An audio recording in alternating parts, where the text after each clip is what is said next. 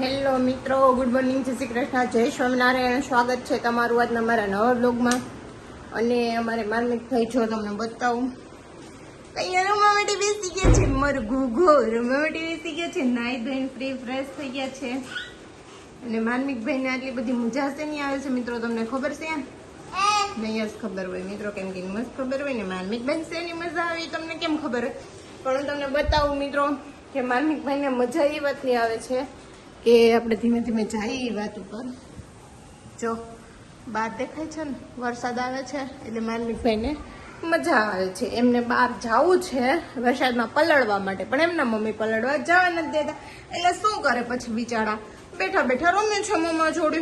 હમવું પડે, બહાર જવાનું નહીં મળે. શું કરશું, શું કરીશું, શું કરીશું? હજી નાના છો અને પલળી જાઓ.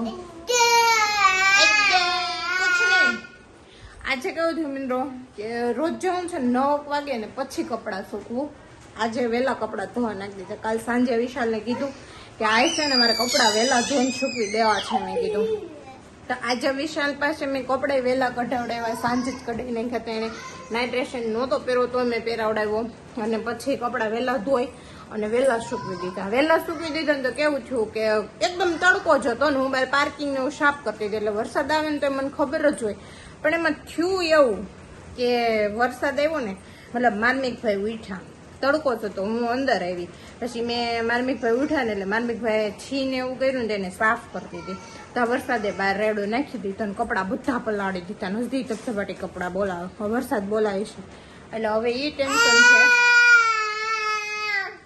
પાછા કપડાં મશીનમાં નાખીશ, કોરા કરીશ ને પછી અંદર સૂકવીશ. સુકાઈ ગયા હતા, મોસ્ટ ઓફ કપડાં સુકાઈ ગયા હતા, મશીનના ધોયેલા હતા ને તો. પણ હવે પાછા મારી બધી મહેનત કરવી પડશે. કેમ? અમારે મેં ભીંડી લીધા બહુ વેડે છે સારું કપડાં નાખવા મશીનમાં. તો હવે હું જાઉં છું મશીનમાં કપડાં નાખવા માટે. અને મારું ભાઈ જોઈએ મારા પાછળ બેસી ગયા છે. તો ચાલો આપણે બધાથી મળી અને વોશિંગ મશીનમાં કપડાં ધોવા માટે નાખી દઈએ પાછા.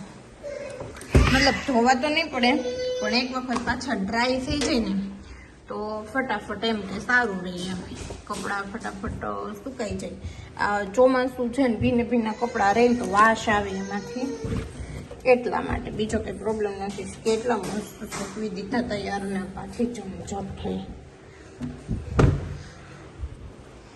તો જો આપણે વોશિંગ મશીનમાં કપડાં નાખી દીધા છે અને હવે આપણે મશીન સ્ટાર્ટ કરશું અહીંથી.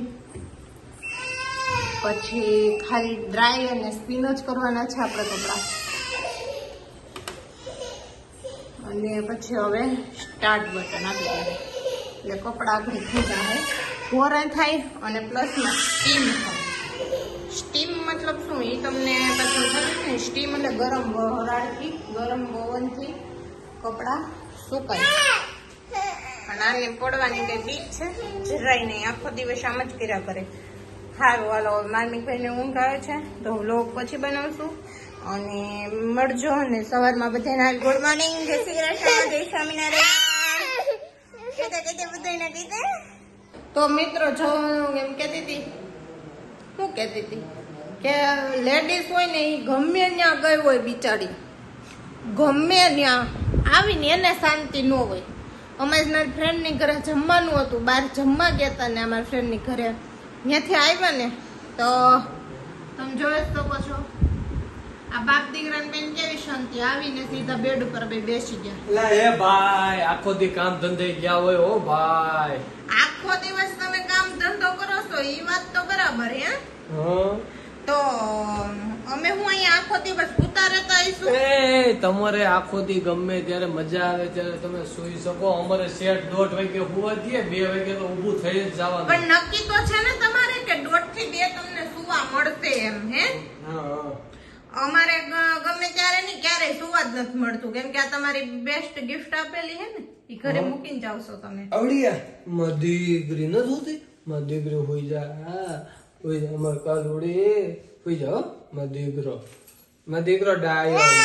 હા ડાયો છે બિચારા. આમાં છોકરા શું કરે, અત્યારના બાપ હોય ને એ છોકરાઓને મારી દીકરી કરતા હોય. પછી બિચારા ઇન્સ્ટાગ્રામ માં દીકરીઓ થઈને જ બેસે ને. નહીં મધીગરો હવા ખાંડી લાપસી ની પેલા માનતા કરી હોય દીકરા હાટુ થી. આ તો મિત્રો મારે વાસણ સાફ કરવાના છે અને વિશાલ બ્લોગ બનાવે છે અને હું કરીશ વાસણ સાફ.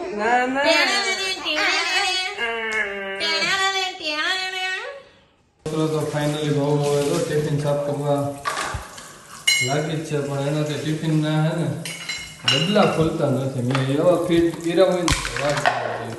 કે તમને પણ ખબર જ હશે હું કામ ફિટ કર્યો હતો, એમાં પછી પાછી આવેલી વસ્તુ વળાય પાછી આવે શું કામ એની વસ્તુ તમારા સાથે આટલા પ્રેમથી ઉઠીને વેલા ટિફિન કરી દેતો અને તમે ઈ વધારી ના આવો. કેટલા વાગે ઉઠશો તો?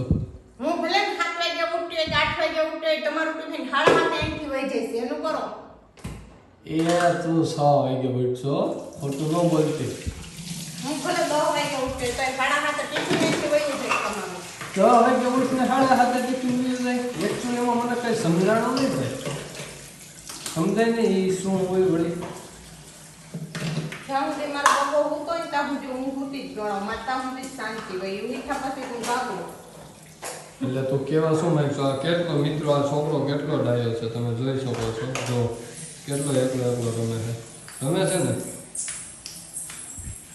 જો એ વોશિંગ મશીન ગયો છે, હમણાં કપડાં બધા બારા. આજ તો મેમનો કપડા એ તો મારો લોહી પી લીધું છે. લે ભાઈ હું બંધ કરી દઉં દીકરો. હમણાંના 4 વાર બહાર મૂકવાનું 4 વાર બહારથી લઈ જાય